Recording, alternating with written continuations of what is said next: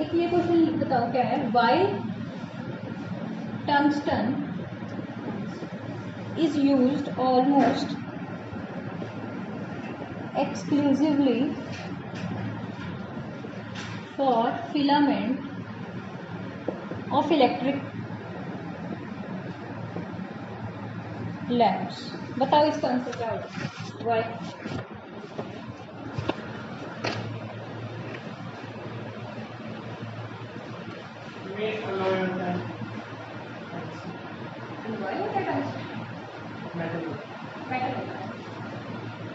एलवाई तो हो ही नहीं सकता। Exclusively for filament of electric lamps, ये बताओ।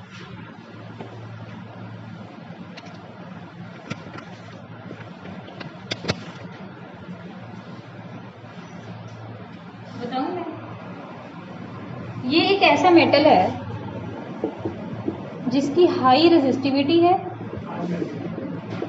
और हाई मेल्टिंग पॉइंट है, ठीक है।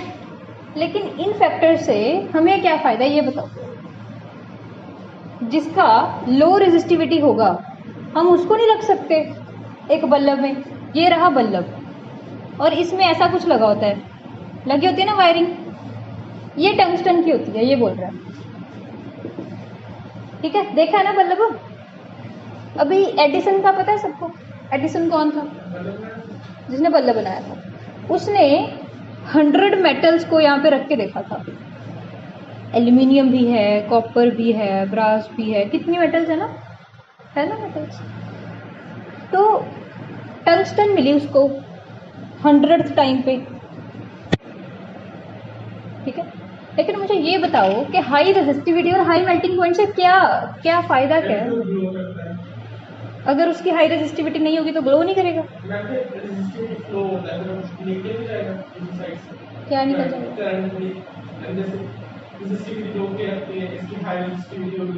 हाँ, तो अपोज करेगा वो करंट। ये तो नेचर होती है, resistivity is nature of the material, no. उसके चेंज होने से क्या होगा? टेम्परेचर ज्यादा होगा उसके। हाई मेल्टिंग पॉइंट का क्या मतलब है? उसका टेम्परेचर में जितना मर्जी राइज कर लो वो मेल्ट बहुत लेट होगा। अभी तुम कभी बल्ब देखा है? बल्ब को अगर ज्यादा देर चलता रहे तो वो गर्म हो जाता है ना गर्म। हमें कोई ऐसा मेटल चाहिए जो इतनी गर्म चीज को हैंडल कर सके, समझे? कि उसको अगर हीट भी करी जाओ तो भी वो मेल्ट ना करे, समझे? अगर ये मेल्ट कर गया, मान लो अगर टंगस्टन मेल्ट कर गया तो ये सारा कुछ गया, मेल्ट हो गया, बल्ब चलना आपका बंद हो जाएगा ना बंद। हमने बल्ब तो चला के रखना है, तो हमें एक ऐसी मेटल चाहिए जो हाई मेल्टिंग पॉइंट रखती हो, जो टेम्परेचर हाई होने पे भी मेल्ट ना हो, समझे? और ऐसी हाई रेजिस्टिविटी चाहिए। हाई रेजिस्टिविटी क्यों चाहिए हमें? अगेन कि वो मेल्ट ना हो, यही पढ़ा था ना हमने, हाई रेजिस्टिविटी, ठीक है। बेसिकली ये दोनों प्रॉपर्टीज किस मेटल में है? टंगस्टन में। तो तभी हम इसको बल्ब बनाने में यूज करते हैं, ठीक है।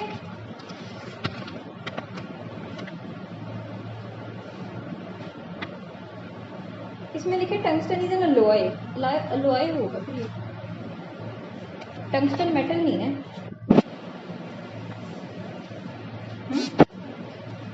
टंगस्टन अलोय है।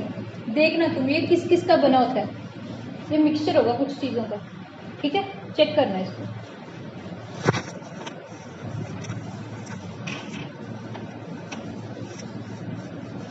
एक और क्वेश्चन बताओ।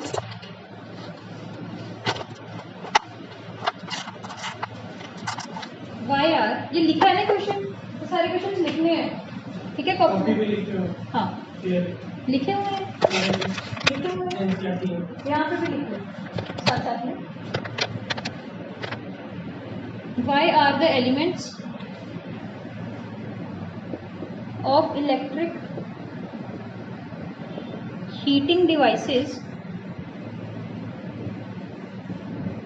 such as bread toasters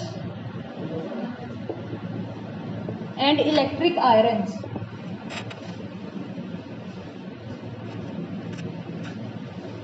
made of alloy rather than pure metal. बताओ कौन सी प्रॉपर्टी होगी? High resistivity as compare to conductors. अगर हाई रेजिस्टिविटी तो क्या होगा? नहीं होगा। हाई रेजिस्टिविटी किसकी होती है? अलॉयज की होती है ना, होती है ना अलॉयज की। तो फिर मेल्टिंग पॉइंट उनका क्या होगा? अरे हाई नहीं, वो तो सिर्फ टंगस्टन का होता है। फिर तो मेल्ट कर नहीं जाए। अच्छा हाई मेल्टिंग पॉइंट, हाँ कि थोड़ा लेट मेल्ट करेगी टेम्परेचर अगर हाई भी होगा, लेकिन वो टेम्परेचर का नहीं होता है उनका मेरे हिसाब से। हाई रेजिस्टिविटी बस बोलोगे तुम, है ना, यही बोलोगे। क्या लिखा है? High resistivity and high melting point as compare to pure metal. और ऑक्सीडेशन नहीं होती। हाँ ऑक्सीडेशन भी नहीं होती, वो तो मेल्टिंग पॉइंट से ही रिलेटेड है ना। अगर वो मेल्ट हो गया तो उसकी ऑक्सीडाइज हो जाएगा, वो साथ से ऑक्सीडाइज हो जाएगा जब मेल्ट हो गया, एयर से इंटरेक्ट कर लेगा। इसका आंसर क्या लिखोगे? High due to high resistivity and high melting point. ठीक है,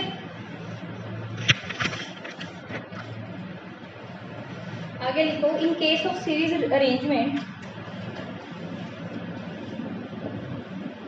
in case of series arrangement,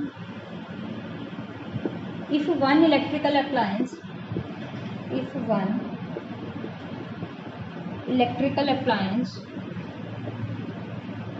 fails in the circuit,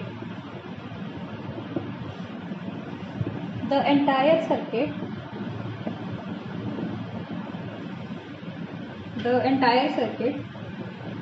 will be switched off। यार मैंने ये आंसर लिख दिया। चलो, why is the series arrangement not used in domestic circuits? पता है ना ये सीरीज हम डोमेस्टिक सर्किट्स में क्यों नहीं यूज कर सकते? हाँ ऐसे लगे होते हैं ना। सपोज ये एक बल्ब है, ये एक फैन है हमारा, और ये ट्यूब है कोई, ठीक है। अगर करंट इसमें जाएगा, अगर सपोज ये खराब हो गया, इसने करंट को यहीं पे रोक लेना, करंट आगे नहीं जाएगा, ये जाएगा ही नहीं, ठीक है। तो इन case of series arrangement, if one electric appliance fails in the circuit, the entire circuit will be switched off. ऐसे तो नहीं होता कि अगर हमारा एक बल्ब खराब हो जाए बाकी अपने आप रुक जाएंगे, नहीं होता ना। इट मीन्स हमारे घर पे कौन सा कॉम्बिनेशन होता है? पैरेलल कॉम्बिनेशन, ठीक है। नेक्स्ट क्वेश्चन लिखो। How does the resistance of a wire very with its area of cross section? कैसे वेरी करती है? इनवर्सली। अब पता है ना इनवर्सली प्रोपोर्शनल टू एरिया होती है वायर का एरिया, ठीक है। वायर का एरिया बढ़ा दोगे तो रेजिस्टेंस क्या होगी? क्या बढ़ा देंगे?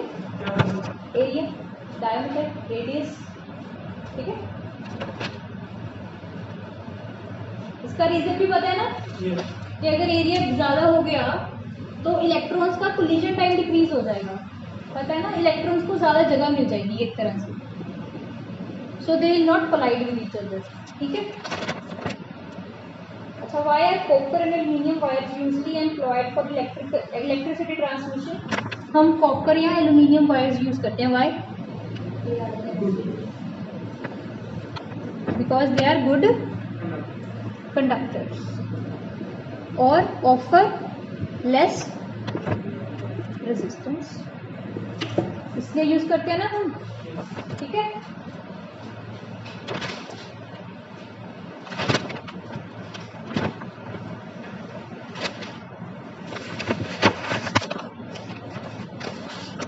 एक क्वेश्चन और करके बताओ, लिखो क्वेश्चन। अभी मंडेज का टेस्ट है, ठीक है, फुल चैप्टर का अच्छे से पढ़ के आना, ठीक है। लिखो, ठीक है भाई, ठीक है। चलो लिखो, विच यूजेस मोर एनर्जी,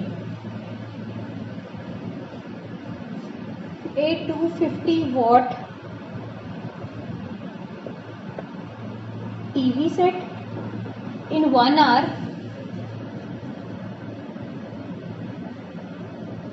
और a 1200 watt toaster in 10 minutes। बताओ, एनर्जी निकालनी है अभी, किसकी ज़्यादा होगी एनर्जी?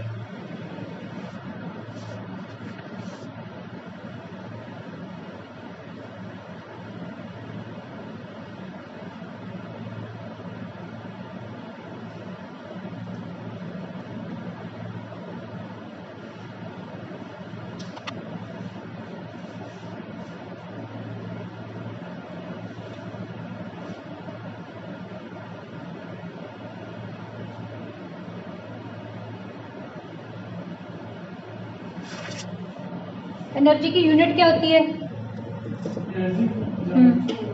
एक तो जाउल होती है, एक पावर में कौन सी होती है? वाट आवर, यही होती है ना? अच्छा, हाँ, लेकिन फिर वो तुम्हें कन्वर्ट करना पड़ेगा, वॉट को कन्वर्ट करोगे जूल्स में, ठीक है? बेटर है कि जो दिया हुआ है उसमें ही निकाल लो। देखो अभी एनर्जी को क्या पुट करोगे, 250 वॉट कितने घंटे चलती है? 1 आवर। कितना आ जाएगा? 250 वॉट आवर। दूसरे की एनर्जी कितनी है? 1200 वॉट। कितना टाइम चलती है? 10 मिनट्स को आवर्स में कन्वर्ट करो। 1 आवर में कितने मिनट्स होते हैं? 60 मिनट होते हैं। मतलब 60 मिनट में कितना हो गया? 1 आवर। 1 मिनट में 1/60 कितने मिनट्स है? 10 minutes. 10 divide by 60, 10 divide by 60 कर दो, कितना आ गया? 200 वॉट आवर। ठीक है, किसकी ज़्यादा लगी? इलेक्ट्रिक टीवी की, टीवी सेट की। ठीक है,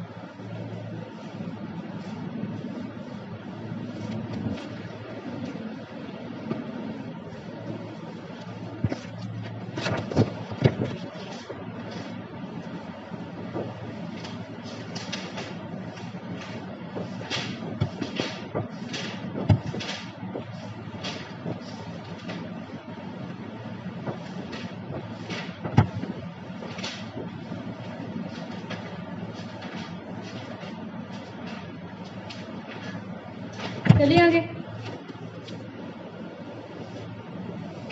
देखो question.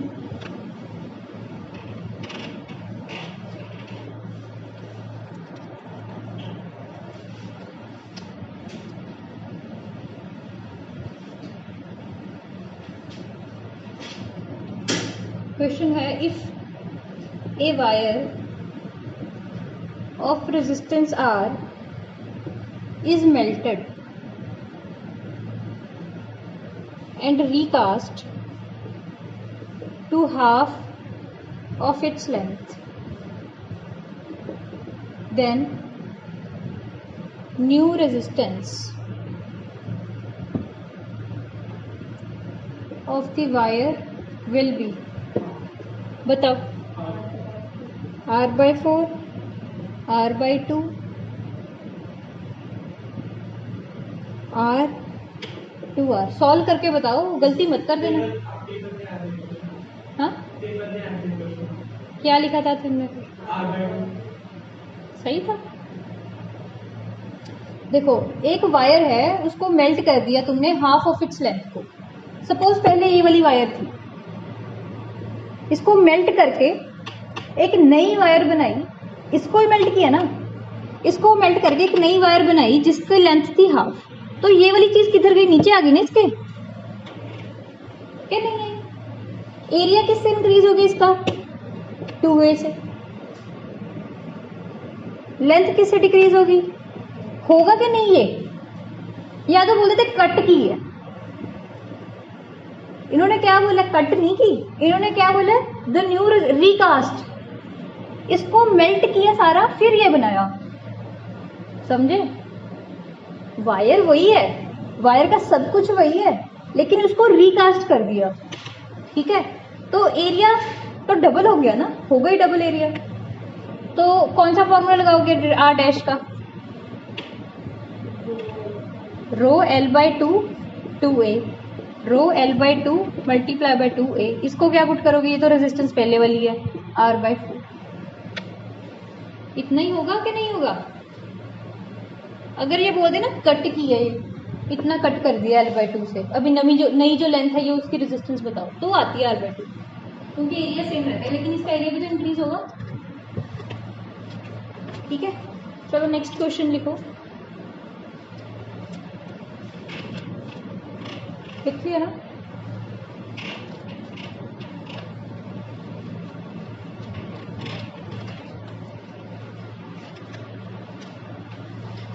A house is fitted with 5 tubes of 40 watt. If all the tubes are lighted for 20 minutes, for 20 hours, not minute, 20 hours, and if the cost of the electrical unit is rupees 0.50, the cost of electricity consumed will be, बताओ। Option A है 20 rupees, option B है ₹4, option C है ₹5, option D है ₹2।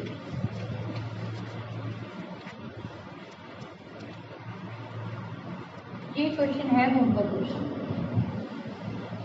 ठीक है।